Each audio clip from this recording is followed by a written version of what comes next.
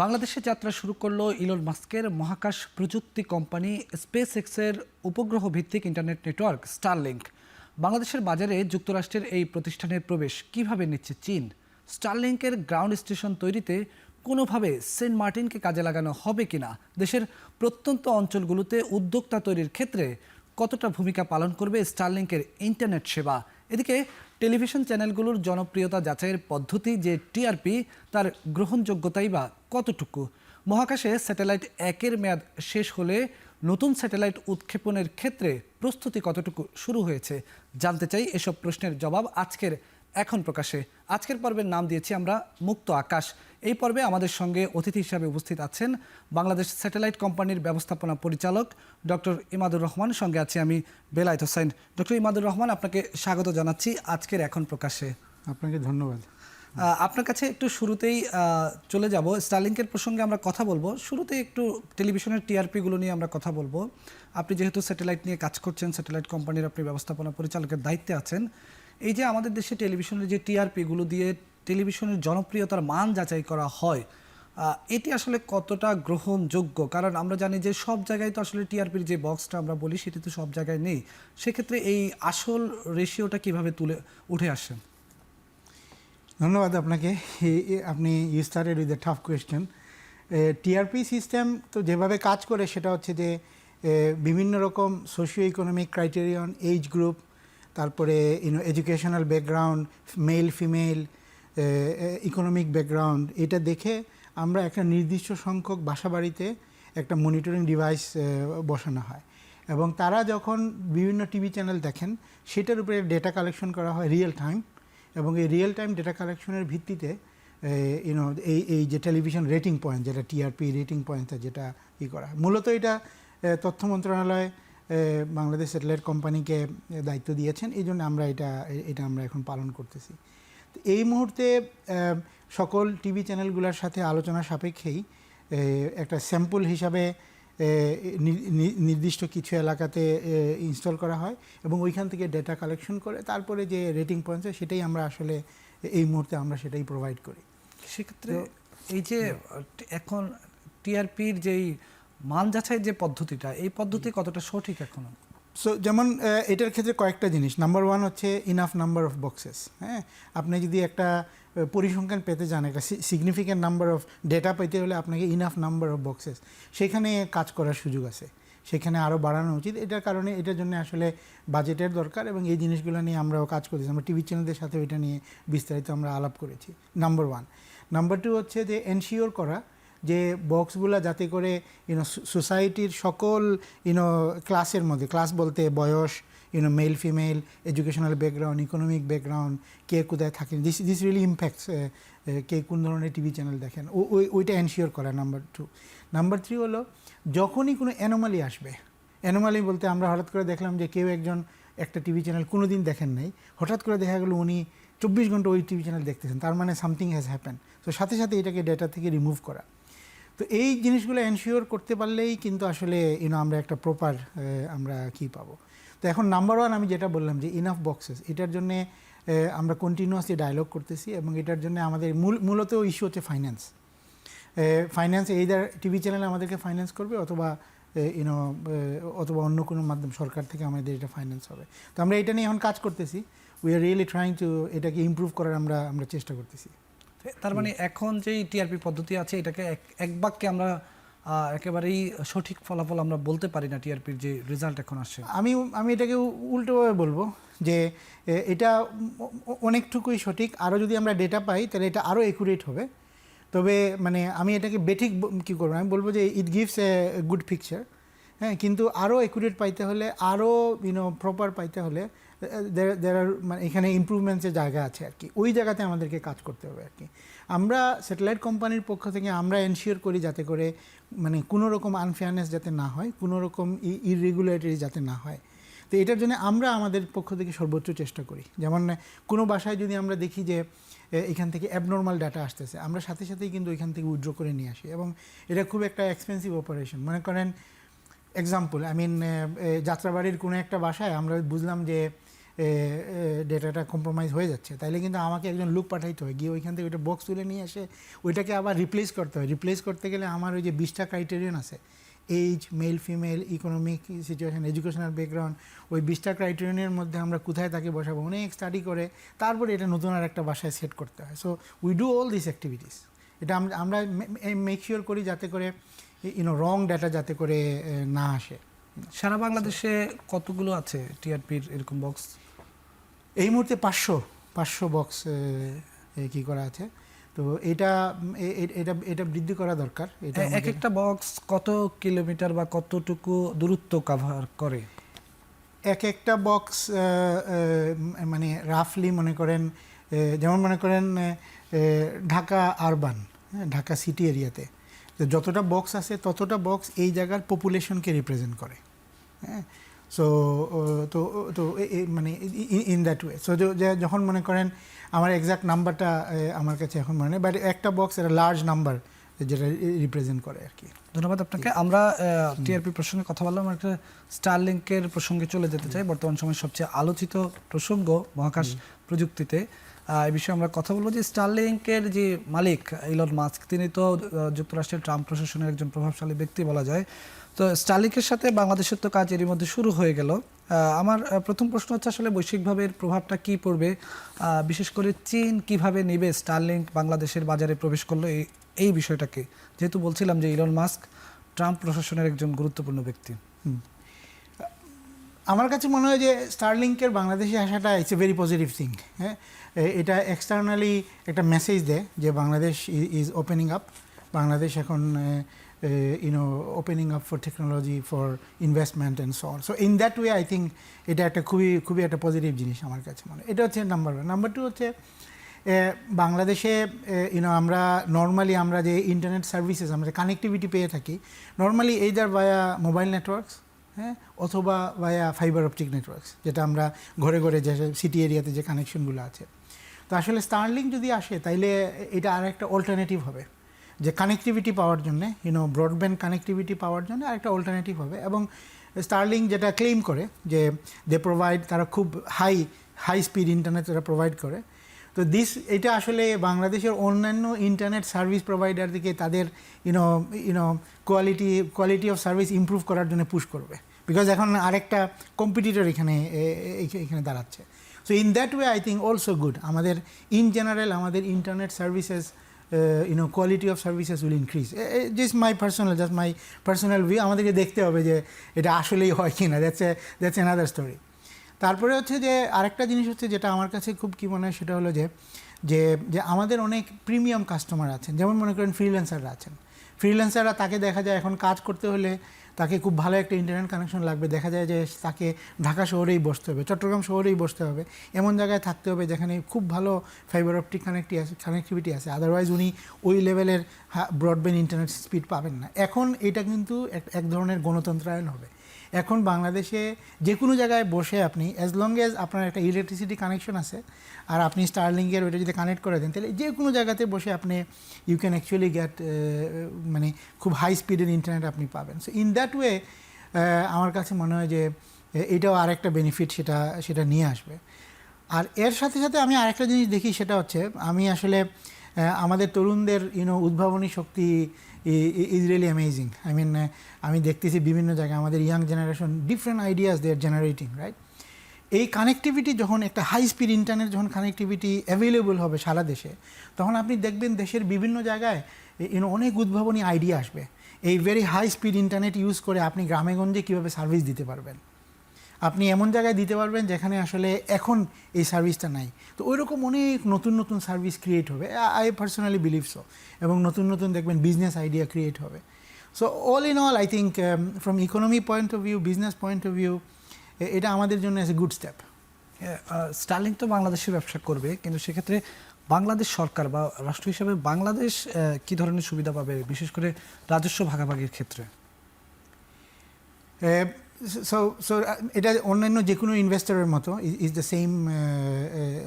Same arrangement. হ্যাঁ, একই situation. তো এইখানে বাংলাদেশ রাজস্ব পাবে নাম্বার ওয়ান। তারপরে যখন স্টারলিং যে কোনো মনে করেন স্টারলিং টার্মিনালটা যখন বাংলাদেশে আসবে সরকার দ্য ভ্যাট পাবে এবং ট্যাক্সেস পাবে।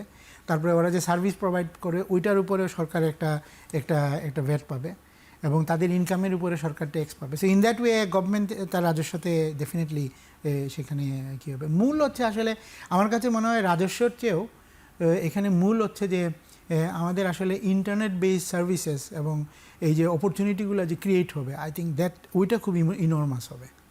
আচ্ছা, স্টারলিংকের ইন্টারনেট সেবা নিয়ে আপনি বলছেন যে এটা একটা গণতন্ত্রায়নের মতো, যেখান থেকেই সে যেখানে বসে হোক সে ইন্টারনেটের সেবা পাবে।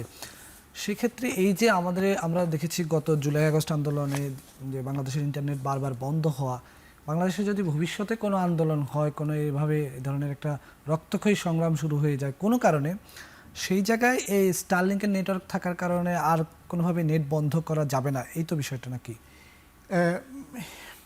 মানে যেটা হচ্ছে সেটা হলো যে আমাদের যে যে মানে এনজিএসও গাইডলাইন, যে গাইডলাইনের আন্ডারে স্টারলিংক লাইসেন্স পেয়েছে, ওই গাইডলাইনটা হচ্ছে ভেরি স্ট্যান্ডার্ড গাইডলাইন। হ্যাঁ, এটা আপনি ফিলিপিন বলেন আর ইন্দোনেশিয়া বলেন আর মালয়েশিয়া বলেন, কেনিয়া বলেন, সকল দেশের গাইডলাইন ইজ ভেরি সিমিলার। ইন্ডিয়াও গাইডলাইন রেডি করতেছে, স্টারলিংক ওইখানেও মার্কেটে আসবে শীঘ্রই।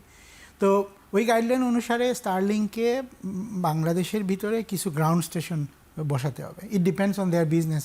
তাদের বিজনেস ট্রাফিক যদি বাড়ে, কাস্টমার বাড়ে, তখন তাদেরকে ওই হিসাবে ওরা তো অ্যাটলিস্ট একটা গ্রাউন্ড স্টেশন বাংলাদেশে করতে হবে। আমি তাদের সাথে আলোচনায় শুনেছি যে it will be many more than one. হ্যাঁ, বাট অ্যাটলিস্ট একটা করতে হবে, এটা হচ্ছে মিনিমাম রিকোয়ারমেন্ট। হ্যাঁ, তো তখন তার মানেটা হচ্ছে এটা যে একজন স্টারলিংক ইউজার যখন ডেটা ট্রান্সমিট করবে, তার অ্যান্টেনা দিয়ে যখন যাবে, এটাতে স্যাটেলাইটে যাবে, স্যাটেলাইট থেকে এটা গ্রাউন্ড স্টেশনে আসবে, এসে এটা আমাদের আইআইজি হয়ে, যেটা হচ্ছে যে ডেটা কানেকশন হয়ে, তারপরে এটা ইন্টারনেটের দুনিয়াতে যাবে আর কি।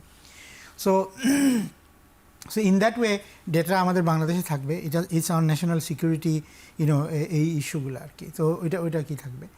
এখন আমাদেরকে আসলে ইন্টারনেট বন্ধ করার ইস্যুটাকে একটু ওয়াইডার এক্সপেক্টে দেখতে হবে। আমাদের আসলে ইন্টারনেট বন্ধ হওয়ার ইস্যুটার মূল কারণ কী ছিল? মূল কারণটা এইটা ছিল না যে টেকনিক্যালি তারা বন্ধ করতে পারতো। মূল কারণটা ছিল আসলে অ্যাবসেন্স অফ ডেমোক্রেসি। এটা ছিল মূল কারণ। আমাদেরকে আসলে ওই অ্যাবসেন্স অফ ডেমোক্রেসির দিকে কী করতে হবে, যাতে করে আর কোনো দিন আমাদের দেশে এইটা যাতে আর না হয়। একটা হেলদি ডেমোক্রেটিক সিস্টেম যদি থাকে, তাহলে এই বিষয়গুলো কোনো দিন আসবে না। সেটা ঠিক আছে, আপনার কাছে আমি কারিগরি দিকটাই জানতে চাই। অর্থাৎ সরকার কি কখনো চাইলে স্টারলিংকের ইন্টারনেটও বন্ধ করে দিতে পারবে কিনা? সো যেহেতু আমাদের রেগুলেটরি রিকোয়ারমেন্ট হচ্ছে যে তাদেরকে বাংলাদেশের গ্রাউন্ড স্টেশন দিয়ে কী করতে হবে, তো এখানে টেকনিক্যালি চাইলে এই গ্রাউন্ড স্টেশন বন্ধ করে দেওয়া যায়, কিন্তু স্টারলিং স্টিল তাদের সার্ভিসটাকে অন রাখতে পারবে। তারা তাদের সিগন্যালটাকে তখন সিঙ্গাপুরের গ্রাউন্ড স্টেশন, অন্যান্য অনেক জায়গাতে তারা ডাইভার্ট করে দিতে পারবে, যদিও এটা তখন আর রেগুলেটরি রিকোয়ারমেন্ট মিট করবে না, কিন্তু সিস্টেম তখন চলতে থাকবে। ঠিক যেভাবে তারা ইউক্রেনে রান করেছে। ইউক্রেনে যখন রাশিয়া সকল গ্রাউন্ড ইনফ্রাস্ট্রাকচার ধ্বংস করে দিয়েছে, তখন কিন্তু শুধুমাত্র স্টারলিং টার্মিনাল যদি ছিল কারো কাছে, তাহলে সে কিন্তু তারা সিগন্যালটা তখন ইউক্রেনের বাইরে রাউট হয়ে they have been connected. So in that way it's still possible to be connected. আমাদের পাহাড়ে নানা ধরনের বিশৃঙ্খলার কথা শোনা যায় প্রায় সময়। এখন তারা কি এই স্টারলিংকের সুবিধা নিয়ে কোনোভাবে, তারাও তো ইন্টারনেটের সুবিধাটা পাবে, এখন তো তারা সেইভাবে ইন্টারনেট ইউজ করতে পারছে না। অফকোর্স তারাও এই সুবিধাটা পাবে। তারাও তখন আসলে যেমন যেসব বিশেষ করে পাহাড়ে যেসব জায়গাতে, বা শুধু পাহাড়ে না, দ্বীপাঞ্চলে, রিমোট আইল্যান্ডগুলোতে যেসব জায়গাতে কোনো কানেক্টিভিটি নাই, সেখানে তারা এখন স্টারলিংকের মাধ্যমে কানেক্টেড হতে পারবে। একটা ইম্পর্টেন্ট জিনিস হচ্ছে যে স্টারলিংকের ডিভাইস যে যেখান থেকে ইউজ করবে, কেউ যদি মনে করেন কোনো দেশ বিরোধী কোনো কার্যকলাপে যদি কেউ ইউজ করে, তাহলে ওইটা আসলে সিস্টেমের মাধ্যমে one can monitor it very easily. Starlink বাংলাদেশে কোন কোম্পানির সঙ্গে কাজ শুরু করেছে? বাংলাদেশ স্যাটেলাইট কোম্পানি নাকি গ্রামীণ ফোন না বাংলালিংক, কাদের সঙ্গে কাজ করবে স্টারলিংক? এখানে তো দুইটা বিষয়, একটা হচ্ছে যে গ্রাউন্ড স্টেশন করতে হবে, আরেকটা হচ্ছে যে বাংলাদেশে সেলস অ্যান্ড মার্কেটিং করতে হবে, ডিপ্লয়মেন্ট, তারপরে কাস্টমারের কাছে পৌঁছায় দেওয়া। তো দুইটা জিনিস, তো এই জন্য তারা স্টারলিংক এখন বাংলাদেশে একটা কোম্পানি তৈরি করেছে, স্টারলিংক বাংলাদেশ লিমিটেড। আর ইন প্যারালাল টু দিস তারা এখন বেশ কয়েকটা কোম্পানির সাথে তারা কথা বলতেছে। আমাদের সাথে তাদের খুব ইন্টেন্সিভ ডিসকাশন হচ্ছে আমরা যেহেতু বাংলাদেশ স্যাটেলাইট কোম্পানি যেহেতু বাংলাদেশের প্রথম স্যাটেলাইট অপারেটর এবং আমরা বাংলাদেশে স্যাটেলাইট বিজনেস রান করতেছি প্রায় 7 বছর ধরে, we have a lot of experience. আমাদের বিশাল বড় কাস্টমার বেস আছে এবং আমরা জানি যে আসলে কোন কোন জায়গাতে এই বিজনেসের স্কোপ আছে। তো যার কারণে এটা স্টারলিংকের জন্য বেনিফিট, আর আমাদের জন্য অবশ্যই বেনিফিট, বিকজ গভর্নমেন্ট এখান থেকে রেভিনিউ পাবে, গভর্নমেন্ট এখান থেকে আর্ন করবে। তো আমাদের সাথে তাদের খুব ইন্টেন্সিভ ডিসকাশন হচ্ছে, খুব শীঘ্রই একটা কনক্লুশনে যাব আমরা। আপনাদের সেই সক্ষমতা আছে স্টারলিংকের সঙ্গে কাজ করার? হ্যাঁ, অবশ্যই অবশ্যই। আমরা যেহেতু আমাদের বাংলাদেশ স্যাটেলাইট 1 আমরা রান করতেছি, তাছাড়া আরও কয়েকটি স্যাটেলাইটে আমরা কিছু সার্ভিস রান করতেছি। তো যার কারণে আমরা টেকনিক্যালি বাংলাদেশে শুধু আমাদের এই সক্ষমতা আছে যে একটা স্যাটেলাইট অপারেশনকে মানে গ্রাউন্ড স্টেশন থেকে রান করার, এটা বাংলাদেশে আর কারণে, বিকজ আমরা যেহেতু অনলি ওয়ান একটা স্যাটেলাইট আমরা রান করতেছি। এটার সাথে সাথে আমরা যেহেতু কাস্টমারদের কাছে স্যাটেলাইট সার্ভিসেস সেল করছি, যেমন আপনাদের টিভি চ্যানেল আমাদের কাস্টমার, আমরা আপনাদেরকে ব্রডকাস্টে সাপোর্ট করতেছি। তো যার কারণে বাংলাদেশে এইসব ব্যবসার কাস্টমার কারা আছেন তাদের সাথেও আমাদের সংযোগ আছে। সেক্ষেত্রে গ্রাউন্ড স্টেশন, আপনাদের যে গ্রাউন্ড স্টেশনগুলো আছে, গাজীপুরে আছে, বেতবুনিয়ে আছে, এই একই গ্রাউন্ড স্টেশন ব্যবহার করে স্টারলিংক কাজ করবে নাকি তাদেরকে নতুন করে গ্রাউন্ড স্টেশন বসাতে হবে? না, তাদেরকে নতুন করে বসাইতে হবে। আমাদের গ্রাউন্ড স্টেশনটা হচ্ছে মানে জিও স্টেশনারি স্যাটেলাইট হচ্ছে 35,000 কিলোমিটার উপরে আর কি। আর স্টারলিংকের স্যাটেলাইটগুলো হচ্ছে 550 কিলো, লিও মানে লো আর্থ অরবিট স্যাটেলাইট। সো লিও স্যাটেলাইটের জন্য ডিফারেন্ট অ্যান্টেনা লাগবে, ডিফারেন্ট সেট আপ লাগবে। আমাদের জন্য পজিটিভ যেটা, সেটা হচ্ছে যে আমাদের গ্রাউন্ড স্টেশন থাকার কারণে, যেমন একটা গ্রাউন্ড স্টেশনে আপনার নিরবচ্ছিন্ন বিদ্যুৎ সুবিধা থাকতে হবে, এখানে খুবই ভালো ফাইবার অপটিক কানেকশন থাকতে হবে, because a lot of data আসছে যাচ্ছে। আপনি চিন্তা করে দেখেন, যদি 10,000 user at a time use করতেছে, you need really high capacity fibre optic, so that ground station থেকে এটা যাতে করে আইআইজি হয়ে এটা যাতে করে ইন্টারনেটের দুনিয়া যাইতে পারে। তো এই ফ্যাসিলিটিগুলো আমাদের গ্রাউন্ড স্টেশনে অলরেডি অ্যাভেলেবল আছে, বিকজ আমরা অলরেডি একটা রান করতেছি। তো আমরা এই জন্য স্টারলিংকে এটাও প্রস্তাব দিয়েছি যে আপনারা যদি আমাদের সাথে কাজ করেন তাহলে অলরেডি আপনারা এই ফ্যাসিলিটিগুলোকে অ্যাভেল করতে পারবেন। তারা প্রস্তাবে সাড়া দিয়েছেন? আলোচনা চলতেছে এটা নিয়ে। এটা আপনারা ছাড়া আর কাদের সঙ্গে আলোচনা চলছে? আরও কয়েকটা কোম্পানির সাথে আলোচনা চলতেছে, যেমন ওনারা আমাদের সাথে ডিসক্লোজ করে নাই, সো এটা আমরাও জানি না আসলে। কোনোভাবে গ্রামীণ ফোনের কি সুযোগ আছে স্টারলিংকের সঙ্গে? হতে পারে। সো আমি আসলে একটু চেক করলাম যে Australia, New Zealand, Japan, Korea, Philippines, Indonesia, যেটাগুলো আমাদের আশেপাশের দেশ যেখানে স্টারলিংক অলরেডি অপারেট করতেছে, তারা দেখলাম যে ওইসব দেশের বড় বড় মোবাইল অপারেটরের সাথে তারা কোলাবোরেশন ধরে কাজ করতেছে। I will not be surprise ওরা যদি বাংলাদেশেও মোবাইল অপারেটরদের সাথে মিলে কাজ করে। মোবাইল অপারেটরদের সঙ্গে যদি কাজ করে, মোবাইল অপারেটররা কি আবার আপনাদের কাছে আসতে হবে এই সার্ভিসটা প্রোভাইড করার জন্য? নো, তখন আর আমাদের কাছে আসতে হবে না। আচ্ছা, সেক্ষেত্রে স্টারলিংকের গ্রাউন্ড স্টেশনগুলো কোথায় হবে সে বিষয়ে কোনো কি আপনার ধারণা আছে কিনা? মানে এই ব্যাপারে যেটা হচ্ছে সেটা হলো যে আপনি যদি চিন্তা করেন, মনে করেন বাংলাদেশ, হ্যাঁ, এখন বাংলাদেশের যদি আপনি সব অঞ্চলে যদি আপনি কাস্টমার কি করতে চান, তাহলে যদি ওরা একটা সেট আপ করে তাহলে এটা ঢাকার আশেপাশেই সেট আপ করবে, একটা যদি করে। Now if they go more, for example 4, তখন হয়তো বা উত্তর পূর্ব দিকে একটা, উত্তর পশ্চিম দিকে একটা, দক্ষিণ পূর্ব দিকে একটা, ঢাকায় একটা, বা এরকম একটা অ্যারেঞ্জমেন্ট ওরা করবে। তো আমার আন্ডারস্ট্যান্ডিং হলো, আমার যতদূর এই বিজনেসের টেকনোলজিক্যাল যে আন্ডারস্ট্যান্ডিং আছে, আমার কাছে মনে হয় যে ওরা 4 থেকে 5টা দিয়ে শুরু করবে আর কি, শুরু করবে। এখন লোকেশনগুলো ওইরকম হবে, মনে করেন উত্তর পূর্ব দিকে হয়তো বা একটা হবে, সিলেট অঞ্চলের দিকে হয়তো বা একটা হবে, তারপর ওইদিকে উত্তরবঙ্গের দিকে হয়তো বা একটা হবে, তারপরে ঢাকায় একটা হবে, বিকজ ঢাকা তো বিগ ট্রাফিক, যেহেতু ঢাকা শহর আশেপাশে প্রচুর পপুলেশন এবং অনেক বিজনেসেস এন্ড সো অন। তো ঢাকার আশেপাশে হয়তো বা একটা হবে, আর হয়তো বা দক্ষিণ দিকে একটা হবে, এদের হয়তো বা দক্ষিণ পশ্চিম অথবা দক্ষিণ পূর্ব, যে কোনো এক জায়গাতে এটা দিয়ে ওরা শুরু করবে। সেক্ষেত্রে আপনার কাছে একটি প্রশ্ন রেখে আমি বিরতিতে যেতে চাই, সেটি হচ্ছে সেন্ট মার্টিনে কোনো সম্ভাবনা আছে কিনা স্টারলিংকের গ্রাউন্ড স্টেশন তৈরি করার ক্ষেত্রে? সেই প্রশ্নের জবাব আমরা বিরতির পর শুনবো। নিচ্ছে একটি বিরতির পর ফিরে এসে আমরা আবারও যুক্ত হব আমাদের অতিথির সঙ্গে।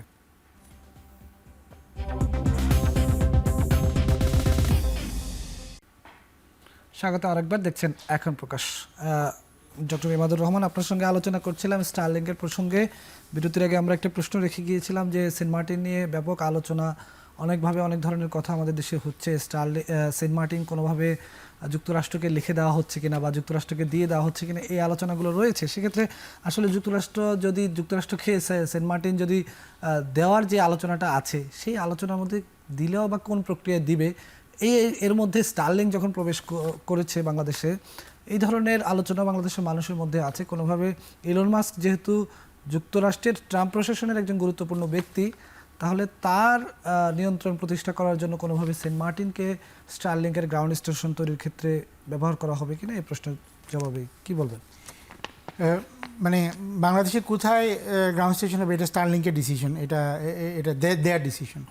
কিন্তু সেন্ট মার্টিনে আসলে মানে টেকনিক্যালি এটা ফিজিবল না।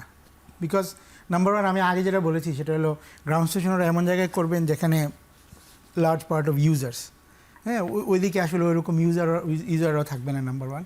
নাম্বার টু হলো যে গ্রাউন্ড স্টেশনে সিগন্যালটা যখন রিসিভ হবে, তারপরে এটাকে ফাইবার অপটিক দিয়ে আমাদের যে আইআইজি ইন্টারন্যাশনাল গেটওয়ে দিয়ে এটাকে ইন্টারনেটে পাঠাইতে হবে। ওই ফেসিলিটিটাও কিন্তু সেন্ট মার্টিনে নাই। বিকজ আপনার আইআইজি যেমন ওইখানকার ক্লোজেস্ট আইআইজি হচ্ছে কক্সবাজার, রাইট? তো যদি বাংলাদেশে ওনারা দক্ষিণ দিকে কোথাও করেন, তাহলে আমার আন্ডারস্ট্যান্ডিং হলো, আমার টেকনিক্যাল আন্ডারস্ট্যান্ডিং হলো যে অথবা আমি যদি স্টারলিংকের চেয়ারে বসতাম, তাহলে আমি বলতাম যে কক্সবাজারে করেন অথবা বেতবুনিয়াতে করেন, যেখানে আমাদের একটা সাইট আছে, lot of facilities available. So answer হচ্ছে যে নো, এরকম কোনো প্ল্যান আমি দেখি নাই এবং এরকম কোনো সম্ভাবনা আমি দেখি না। ধন্যবাদ।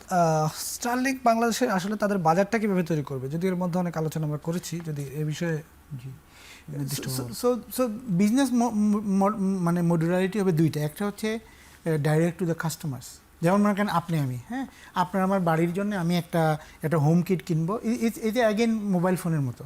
ঠিক মোবাইল ফোন কিনলে যেরকম আপনি আমি অলরেডি সার্ভিস পাওয়া শুরু করি, এক্স্যাক্টলি দ্য সেম ওয়ে এটা হচ্ছে একটা, এটা হলো যে business to the customers, B2C। আর আরেকটা হচ্ছে যে এন্টারপ্রাইজ কাস্টমার্স। মনে করেন আপনি একটা অফিস, এই অফিসে আপনারা 20 জন কাজ করেন, এখন এটার জন্য একটা এন্টারপ্রাইজ অ্যান্টেনা দিয়ে, সো এটা একটা তখন যে একটু বেশি ডেটা রেট লাগবে, ইন্টারনেট একটু বেশি স্পিড লাগবে, ক্যাপাসিটি একটু বেশি লাগবে। So both of this mode will be there. যে ইন্ডিভিজুয়াল কাস্টমাররাও কী করতে পারবেন এবং এন্টারপ্রাইজ কাস্টমাররাও কী করতে পারেন। যেমন জাস্ট এজ এন আইডিয়া, যেমন এরকম হতে পারে একটা বিল্ডিংয়ে 10টা অ্যাপার্টমেন্ট আছেন, ওনারা 10 জনে মিলে ঠিক করতে পারেন যে আমরা একটা স্টারলিং ডিভাইস কিনবো, কিনে এই 10 জনে এটা ওনারা they will divide it by 10।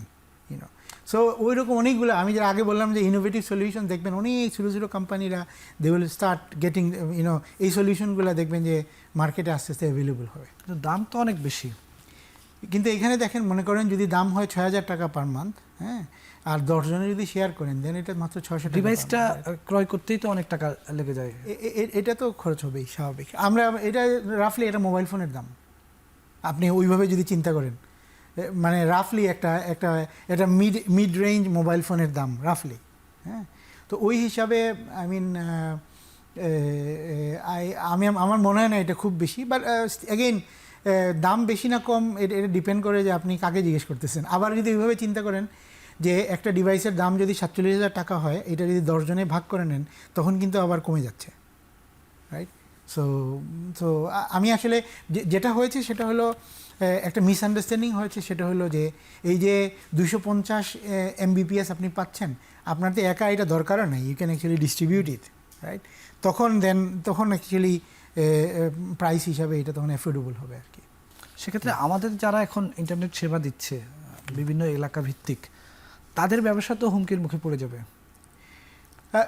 একদিকে বলতে পারেন হুমকির মুখে পড়বে, আরেক দিকে বলতে পারেন, মনে করেন আমাদের আইএসপি যারা ইন্টারনেট সার্ভিস প্রোভাইডার, তারা তখন তাদের আরেকটা মিনস হলো, তারা তখন নর্মালি ওনারা কী করেন, ওনারা ফাইবার অপটিক নেটওয়ার্ক থেকে সার্ভিস নিয়ে ওনারা হোম টু হোম ডেলিভারি দেন। এখন ওনাদের কাছে আরেকটা অপশন হলো, তারা একটা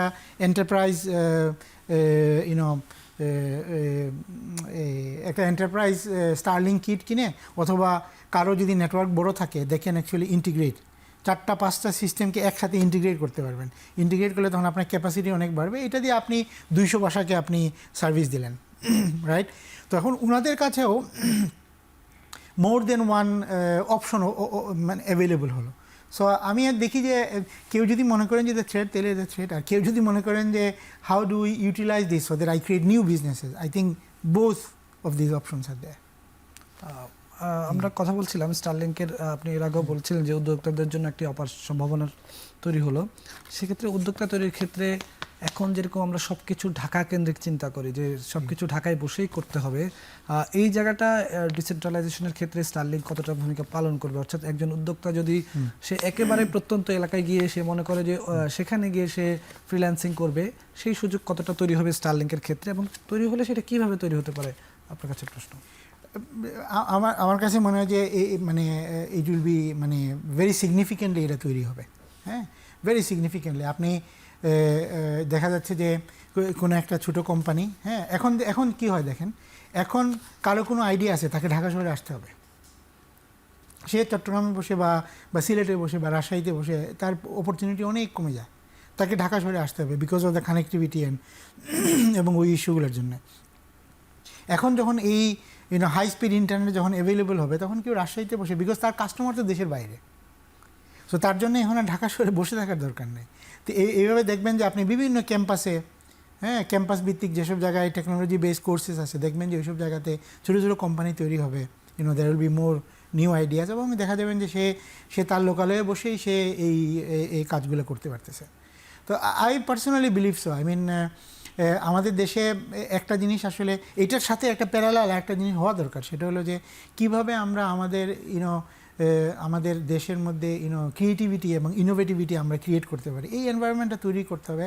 অনেক কাজ হচ্ছে, আইসিটি মিনিস্ট্রি অনেক কাজ করতেছেন, ওইটা নিয়ে আরও কাজ করতে হবে। তখন আমরা আসলে একটা ফ্যাসিলিটি আমরা নিয়ে আসলাম, কিন্তু এই ফ্যাসিলিটিটাকে ফ্যাসিলিটেট করতে হলে বাকি জিনিসগুলো বিল্ড আপ করতে হবে। তখন আমরা দেখব যে ইন্ডাস্ট্রি বা এই কমপ্লিট হোল সেক্টরটা তখন গ্রো করবে। স্টারলিংকের প্রসঙ্গে আমরা আলোচনা এ পর্যায়ে ইতিটা নিয়ে আমরা একটু স্যাটেলাইট সেবা প্রসঙ্গে একটু চলে যাই। স্যাটেলাইট সেবা জনগণের গোড়ায় পৌঁছে দিতে আপনারা কি ধরনের উদ্যোগ নিচ্ছেন? এখন পর্যন্ত তো স্যাটেলাইট সেবা খুবই অপ্রতুল বলা যায়। আমাদের এখন যে স্যাটেলাইট আছে, আমাদের স্যাটেলাইটটা হচ্ছে যে বাংলাদেশ স্যাটেলাইট 1, যেটা 2018 সালে উত্তোলন করা হয়েছিল। এটার দুইটা ফাংশনালিটি, একটা হচ্ছে ব্রডকাস্ট, এটার মাধ্যমে আমরা এখন বাংলাদেশি এবং বিদেশি টিভি চ্যানেল 66টা টিভি চ্যানেলকে আমরা এখন ব্রডকাস্ট করি। So that's a big service যেটা আমরা প্রোভাইড করতেছি। আর হচ্ছে যে কমিউনিকেশন, ভিসেটের মাধ্যমে আমরা কমিউনিকেশন সার্ভিসেস প্রোভাইড করি। যেমন এই কিছুদিন আগে আমরা সোশ্যাল অব্লিগেশন ফান্ড থেকে বাংলাদেশের দ্বীপাঞ্চলে 111টা লোকেশনে আমরা স্কুল, তারপরে ইউনিয়ন হেলথ কেয়ার সেন্টার, তারপরে উপজেলা health care centre, UNO offices and সন, আমরা এইগুলোকে কানেক্টেড করেছি। এবং এইগুলোর মাধ্যমে এখন বেশ কয়েকটা জায়গাতে, বেশ কয়েকটা স্কুলের মধ্যে দ্বীপাঞ্চলে, একবারে দুর্গম অঞ্চলে, আমরা স্কুলের মধ্যে প্রপার ফেসিলিটিসও আমরা প্রোভাইড করেছি। যে কেউ একজন শিক্ষক অনেক দূর থেকে উনি পড়াবেন, আর ওইখানে স্টুডেন্টরা স্ক্রিনে দেখে তারা ওইখানে আসলে মানে শিক্ষাদান হবে আর কি। তো এরকম এডুকেশন, এটার জন্য আমরা কাজ করতেছি। আমরা আরেকটা প্রজেক্ট নিয়ে কাজ করছি, টেলিমেডিসিন, যে দেখা যায় যে দুর্গম অঞ্চলে ডাক্তারের অ্যাক্সেস নাই। যদি আমাদের এই ফ্যাসিলিটিসগুলো থাকে, একটা ইউনিয়ন হেলথ সেন্টারে যদি ফ্যাসিলিটিসগুলো থাকে, ঢাকায় বসে একজন ডাক্তার এখান থেকে অ্যাডভাইস করতে পারবেন। তো আমরা এই কাজগুলো আমরা করতেছি। এখন এইটার পাশাপাশি তারপরে আমরা আলহামদুলিল্লাহ আমরা এখন বাংলাদেশ কোস্ট গার্ডকে সাপোর্ট দিচ্ছি।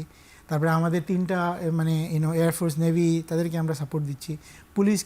বাংলাদেশ পুলিশকে আমরা স্যাটেলাইট দিয়ে সাপোর্ট দিচ্ছি। বিজিবিকে আমরা সাপোর্ট দিচ্ছি।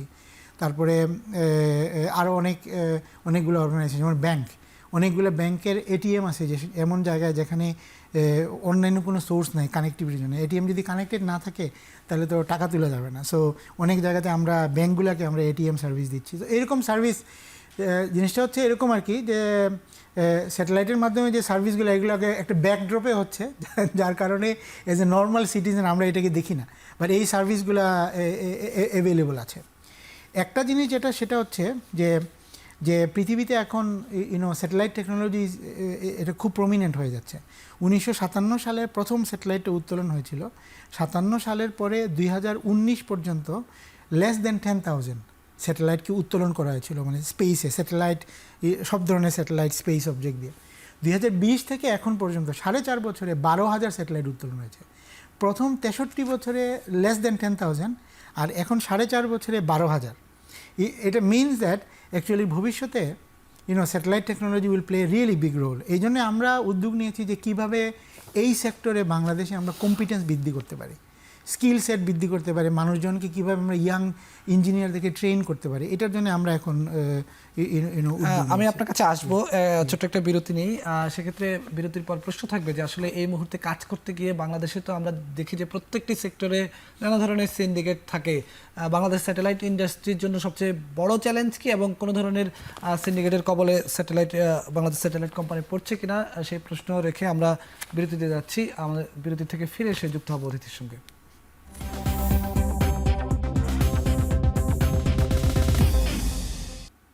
স্বাগত আরেকবার, দেখছেন এখন প্রকাশ। ডক্টর ইমাদুর রহমান, বাংলাদেশ স্যাটেলাইট কোম্পানির ব্যবস্থাপনা পরিচালক। বিরতির আগে আপনার কাছে যে প্রশ্নটি রেখে গিয়েছিলাম সেটি হচ্ছে, কাজ করতে গিয়ে বাংলাদেশ স্যাটেলাইট ইন্ডাস্ট্রির জন্য এখন সবচেয়ে বড় চ্যালেঞ্জ কি বলে আপনি মনে করেন? সেক্ষেত্রে এই যে নানা ধরনের সিন্ডিকেটের কথা শোনা হয়, বলা হয়, এখানে কোনো সিন্ডিকেট কোনো বাধা হয়ে দাঁড়াচ্ছে কিনা? আমার কাছে যেটা সবচেয়ে বড় কি হয় সেটা হচ্ছে পাবলিক পারসেপশন ইস্যু। বাংলাদেশের স্যাটেলাইট নিয়ে আন্ডারস্ট্যান্ডলি আমরা সবাই জানি কি হয়েছে, যার কারণে একটা নেগেটিভ পাবলিক পারসেপশন আছে। তো যার কারণে আমি অনেক জায়গাতে গিয়ে অনেক ধরনের ঠিক বাধা না, তবে একটা নেগেটিভ সিচুয়েশনের আমি দেখতে পাচ্ছি বা শুনতে পাচ্ছি। আমাদেরকে একটা জিনিস কী করতে হবে, সেটা হলো যে বিগত সরকারের সময় এটা নিয়ে অনেক দুর্নীতি হয়েছে, অনেক অনিয়ম হয়েছে, which is true. At the same time এই টেকনোলজি সেক্টরে আমরা যদি যথাযথ সক্ষমতা অর্জন না করি, তাহলে ভবিষ্যতের পৃথিবীতে আমরা মাথা তুলে দাঁড়াতে পারবো না। তা আমরা এই জন্য এখন আগের রঙগুলোকে কারেক্ট করার চেষ্টা করতেছি। একটা বড় ইস্যু তো ছিল, সেটা ছিল যে কিছু কিছু মানুষের ব্যক্তিগত ইন্টারেস্টের কারণে এই স্যাটেলাইট থেকে বাংলাদেশ আমরা জাতি হিসাবে যতদূর আয় উপার্জনের কথা ছিল, উচিত ছিল, সেটা আমরা করতে পারিনি। এটা তো এক ধরনের সিন্ডিকেট কি ছিল। আমরা এখন ওগুলা ভেঙে কিভাবে আমরা মনে করেন আমাদের যে স্যাটেলাইটের যে ক্যাপাসিটি আছে সেটাকে বাংলাদেশে এবং বহির্বিশ্বের বাজারে কিভাবে বিক্রি করতে পারি, এই ব্যাপারে আমরা সক্রিয়ভাবে এখন কাজ করতেছি। সিন্ডিকেটে যারা ছিলেন তারা এখন একটু পর্দার আড়ালে আছেন। সো আমরা এখন অ্যাটলিস্ট আমার গত 4.5 মাস এটা নিয়ে কাজ করার আমার এক্সপিরিয়েন্স হলো যে আমরা এক ভালো এনভায়রনমেন্ট পাচ্ছি কাজ করার জন্য। সেক্ষেত্রে এখনও কাজ করার ক্ষেত্রে কোনো ধরনের নীতিমালা বা রাজনৈতিক সীমাবদ্ধতা বাধা হয়ে দাঁড়াচ্ছে কিনা, আপনার কাছে আমার প্রশ্ন। আমরা যেটাকে বলি লাল ফিতার দৌরাত্ম্য প্রশাসনে, সেই লাল ফিতার দৌরাত্ম্য এই সেক্টরে কতখানি আছে? আমাদের আমি প্রথম জিনিসটা বলি, সেটা হচ্ছে যে আমি যখন ইন্টারিম গভর্নমেন্টের কথা চিন্তা করি, উপদেষ্টাদের কাছ থেকে আমরা ব্যক্তিগতভাবে সকল ধরনের সহযোগিতা পাচ্ছি। There is no issue with that. এবং এই মুহূর্তে আমরা কোনো রকম ইন্টারফিয়ারেন্স আমরা পাচ্ছি না, দ্যাটস ভেরি ক্লিয়ার। আর যেটা হচ্ছে যে মনে করেন আমাদের বাংলাদেশের গভর্নমেন্ট মেশিনারির কারণে যে ইস্যুগুলো আছে সেগুলো তো একটা চ্যালেঞ্জ। এবং এটা আসলে শুধু আমাদের জন্য না, এটা আসলে পুরো বাংলাদেশের জন্য এই প্রসেসগুলোকে কারেক্ট করতে হবে। তো আমরা চেষ্টা করতেছি যেসব জায়গাতে বিভিন্ন কারণে যে প্রসেসের ডিলের কারণে অনেক সময় আমরা একটা বিজনেস প্রতিষ্ঠান হিসাবে যেভাবে আগানো দরকার সেভাবে আমরা আগাচ্ছি পারতেছি না, এরপরেও আমরা মন্ত্রণালয় এবং বিভিন্ন জায়গা থেকে অনেক ভালো মানুষদের আমরা সহযোগিতা পাচ্ছি। অন্যান্য দেশের স্যাটেলাইটের যে বাজার বা স্যাটেলাইট যে অবস্থায় আছে, সেই প্রতিযোগিতার বাজারে আমাদের বাংলাদেশ স্যাটেলাইটের অবস্থানটা কি আসলে? এটা আরেকটা জিনিস যেটা আপনি খুব ভালো একটা প্রশ্ন। বিগত সরকারের সময়ে এই কাজে একটা সিন্ডিকেট সিচুয়েশন ছিল, যার কারণে আমাদের স্যাটেলাইটের ফুটপ্রিন্ট কিন্তু বাংলাদেশের বাইরে বিশাল বড় ফুটপ্রিন্ট আছে। ইন্দোনেশিয়া, ফিলিপিন্স, তারপরে ওই যে মধ্য এশিয়ার 7টা স্থান কান্ট্রি, তাজিকিস্তান, উজবেকিস্তান, এইসব দেশে, মালদ্বীপস, এইসব দেশে আমাদের কিন্তু বিশাল বড় স্যাটেলাইট ফুটপ্রিন্ট আছে। কিন্তু জানা অজানা বিভিন্ন কারণে, কোনো একটা কারণে যে এইসব জায়গাতে গিয়ে মার্কেটিং করা দরকার, সেলস করা দরকার, এটা নিয়ে কোনো কাজ করা হয়নি। তো আমরা এখন এটা নিয়ে কাজ শুরু করেছি। অ্যাটলিস্ট ইন্দোনেশিয়া, ফিলিপিন্স এবং মালদ্বীপ, এই 3টা মার্কেটে আমাদের এই এই স্যাটেলাইটের মানে সার্ভিস বিক্রি করার জন্য আমরা এখন অ্যাক্টিভলি কাজ শুরু করেছি। এই জন্য আমরা প্রথমেই যেটা অর্থাৎ করেছি, বিশ্ব বাজারে প্রবেশ করার চিন্তা ভাবনা চলতেছে আপনাদের, সেক্ষেত্রে কি কোনো জোট হতে পারে কিনা কারোর সঙ্গে? আমরা এটাও চিন্তা করতেছি যে ওইসব লোকাল মার্কেটে যারা প্লেয়ার আছেন তাদের সাথে এগ্রিমেন্ট করে, ওইটা হচ্ছে মাচ ইজিয়ার। আর নাহলে আমাদের লোক রাখতে হবে এখানে, কিন্তু আমরা যদি পার্টনারশিপ করি তখন মাচ ইজিয়ার, এটা উইন উইন সিচুয়েশন ফর। তো আমরা এইটাও আমরা চেষ্টা করতেছি। নতুন কোনো ধরনের উদ্ভাবনী সলিউশন নিয়ে আসছেন কিনা আপনারা? বাংলাদেশের জন্য এখন যেটা দরকার সেটা হচ্ছে যে যেটাকে বলা হয় যে আর্থ অবজারভেটরি স্যাটেলাইট। সেটা হচ্ছে মনে করেন রাজু, আমাদের ডিটিএইচ, ড্রোন কমিউনিকেশন, এই জায়গাগুলোতে নতুন কোনো উদ্ভাবনী সলিউশন আপনারা আনছেন কিনা? ওইখানে মানে ড্রোন রিলেটেড অনেকগুলো সার্ভিস আছে যেগুলো বাংলাদেশে আসা দরকার। যেমন ফায়ার সার্ভিস একটা জায়গায় আগুন লাগলো এবং এটা এখন ইন্টারন্যাশনালি ইউজ হচ্ছে, আমাদের এই সলিউশনগুলো ডেভেলপ করা দরকার এবং এই ক্ষেত্রে satellite technology can be very useful. এটা জাস্ট আমি একটা এক্সাম্পল দিলাম আপনাকে। আমাদের ক্লাইমেট চেঞ্জের জন্য টু মনিটর দ্য এনভায়রনমেন্ট, এটার জন্য we can actually have good solutions. আমাদের প্রধান উপদেষ্টা মহোদয় এখন একটা ভিশন দিয়েছেন যে বাংলাদেশ ভবিষ্যতের জন্য এই রিজিয়নের জন্য ম্যানুফ্যাকচারিং হাব হবে। আপনি যখন নতুন নতুন জিনিস ম্যানুফ্যাকচার করবেন, এটা তো আপনাকে জাহাজে করে বিদেশে পাঠাইতে হবে। তার মানে হচ্ছে পোর্টগুলোকে মডার্নাইজ করতে হবে। পোর্টগুলোকে যখনই আপনি মডার্নাইজ করবেন তখন বাংলাদেশের পানিতে বিদেশি ভেসেলের সংখ্যা, ট্রাফিক অনেক বেড়ে যাবে। তখন এই যে মেরিন ট্রাফিক সিস্টেম ম্যানেজ করার জন্য আপনার একটা সিস্টেম লাগবে এবং এইটাও স্যাটেলাইট বেস সলিউশন। আমরা এটা নিয়ে এখন আমরা কাজ শুরু করেছি। এরকম অনেকগুলো সলিউশন আছে যেগুলো আমাদের জন্য জরুরি দরকার। এই যে মনে করেন আমাদের বঙ্গোপসাগরে প্রতিদিন রাফলি 37,000 বোট প্রতিদিন যায়, হ্যাঁ, পানিতে যায়। এদের মধ্যে একটা বড় অংশ হচ্ছে ওরা কানেক্টেড না, যার কারণে অনেক আমাদের ফিশারম্যানরা অনেক সময় আসলে মানে নাইভলি আর কি কোনো ধরনের রং ইন্টেনশন ছাড়াই তারা এইদার মিয়ানমার অথবা ভারতের পানিতে চলে যান। তখনই দেখা যায় দুই দেশের মধ্যে অনেক সমস্যার তৈরি হয়। তো এই জিনিসগুলো আমাদেরকে সলভ করার জন্যে স্যাটেলাইট টেকনোলজিকে ইউজ করা দরকার। দক্ষিণ ভারতে কর্ণাটকার সাউথে ওরা মানে এই যে জাস্ট একটা এক্সাম্পল আই এম গিভিং, এটা এখন সারা পৃথিবীতে ইউজ হচ্ছে যে ওরা স্যাটেলাইট টেকনোলজি ইউজ করে কোন জায়গাতে মাছের পরিমাণ বেশি সেটা নিয়ে ওরা স্টাডি করে তাদের মৎস্য উৎপাদন 3 গুণ বাড়িয়ে নিয়েছে। বাংলাদেশে if I am not mistaken 6.5 lakh metric ton মাছ আমরা প্রতি বছর কী করি। দেখেন এটা যদি আমরা 18 লাখ মেট্রিক টনে নিতে পারি, আমাদের জন্য মাছের উৎপাদন অনেক বেড়ে যাবে এবং পৃথিবীর বাজারেও তখন আপনি বিক্রি করতে পারবেন। এটা একটা নতুন দিগন্ত উন্মোচন করবে ইফ ইউ ইউজ দোজ টেকনোলজিটা হচ্ছে যে স্যাটেলাইট দিয়ে আপনি রিমোট সেন্সিং করে আপনি আসলে সমুদ্রের মধ্যে দেখতে পারবেন এবং সেন্স করতে পারবেন যে কোন জায়গায় মাছ বেশি, কোন জায়গায় মাছ কম, কোন জায়গায় গত এক সপ্তাহে মাছ ধরা হয়েছে, সো ওই জায়গায় না যাওয়া ভালো, গো টু আদার প্লেসেস, কারণ ওইখানে আবার মাছটা গ্রো করুক। সো ইউ ক্যান ডু ওই সব ইন্টেলিজেন্ট জিনিসপত্র আপনি করতে পারবেন। তো এই সিস্টেমগুলো আমাদের জন্য দরকার। আমাদের তখন একটা আর্থসামাজিক অনেক উন্নয়ন হবে। বিশেষ করে মনে করেন আমরা যদি প্রতি বছর 100 জন জেলের জীবন বাঁচাইতে পারি। বাংলাদেশে যেটা হয়, তারা যেহেতু কানেক্টেড না, হঠাৎ করে ঝড় আসছে এবং অনেক জেলেরা মারা যান, তারা কিন্তু আর ফিরে আসেন না। আমরা যদি স্যাটেলাইট সিস্টেমের মাধ্যমে তাকে ইন্ডিকেশন দিতে পারি, তাকে 100টা জেলের যদি জীবনও বাঁচাইতে পারি, that's also a big achievement. ধন্যবাদ। আমরা একেবারে আলোচনার শেষ পর্যায়ে চলে এসেছি। একেবারে শেষে আপনার কাছে জানতে চাই, আমি যতদূর জানি যে আপনি সম্ভবত বিদেশে ছিলেন, সেখান থেকে চলে আসলেন, প্রধান উপদেষ্টার ডাকে সাড়া দিয়ে চলে আসলেন। তো একটু শুনতে চাই আপনার ব্যক্তিগত সম্পর্কে, আপনার পড়াশোনা বা আপনি কোথায়, কিভাবে আপনার ক্যারিয়ারটা কিভাবে এখান পর্যন্ত আসলো, বা ডক্টর মোহাম্মদ ইউনূসের সঙ্গে আপনার কিভাবে যোগাযোগ তৈরি হলো যার কারণে আপনি এই দায়িত্বটি নিতে পেরেছেন।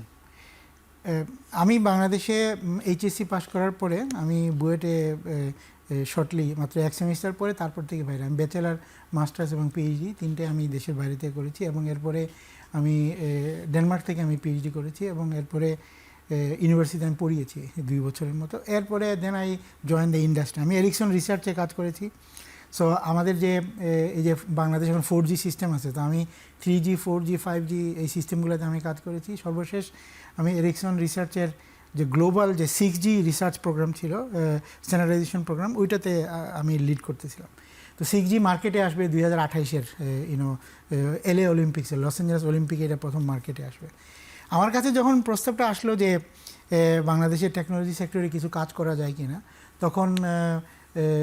তখন আমি চিন্তা করলাম যে যে আল্লাহ তো আমাকে আলহামদুলিল্লাহ I had a good career, আমি অনেক জায়গাতে কাজ করেছি, পৃথিবীর অনেক জায়গাতে বিভিন্ন রকম আমার অভিজ্ঞতা হয়েছে। এটা ব্যবহার করে যদি আমি দেশের জন্য কিছু করতে পারি, that's why I came to Bangladesh. এবং আমার দীর্ঘদিনের প্রায় 18 বছরের রিসার্চ ক্যারিয়ার এরিকসন রিসার্চে, ওইটা আমি ছেড়ে বাংলাদেশে এসেছি। আমার মূল গোলটা হচ্ছে যে আল্লাহ আমাকে যে নলেজ দিয়েছেন, এক্সপিরিয়েন্স দিয়েছেন, এটা দিয়ে যদি বাংলাদেশের টেকনোলজি সেক্টরে আমরা যদি কিছু যদি ইমপ্রুভমেন্ট নিয়ে আসতে পারি। আমি চাই যে অ্যাটলিস্ট এই যে technology sector, satellite communication, in general wireless communication সন, যে এরিয়াতে আমার দক্ষতা আছে, এই এরিয়াতে কন্ট্রিবিউশন করে কিছু একটা আমরা যদি দেখেন, বাংলাদেশে যেটা দরকার খুব বেশি সেটা হচ্ছে আমাদের কম্পিটেন্স বেস তৈরি করা দরকার। কম্পিটেন্স বেস যখন তৈরি হবে আর এইটার সাথে যখন স্কিল সেট যখন তৈরি হবে, একটা সাইজেবল নাম্বার অফ পিপুল যখন তৈরি হবে, এইটার সাথে যখন পলিসি সুন্দর করে ম্যাচ করবে, তাহলে দেখবেন এখানে একটা ভাইব্রান্ট ইন্ডাস্ট্রি তৈরি হবে। ওইটার জন্য কাজ করার জন্যই আমার বাংলাদেশে আসা। ধন্যবাদ আপনাকে আমাদের সঙ্গে যোগ দেওয়ার জন্য। দর্শক, এই ছিল আমাদের আজকের আয়োজন। সাথে থাকার জন্য ধন্যবাদ। আমাদের সঙ্গে ছিলেন ডক্টর ইমাদুর রহমান, বাংলাদেশ স্যাটেলাইট কোম্পানির ব্যবস্থাপনা পরিচালক।